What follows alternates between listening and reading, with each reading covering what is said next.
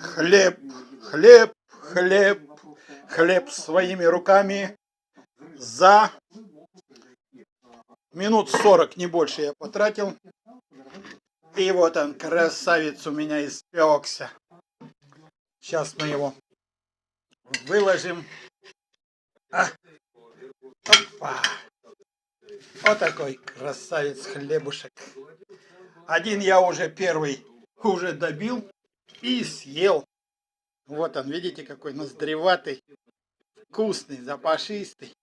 Зачем в магазин бегать? Будем сами печь. Приятного аппетита всем!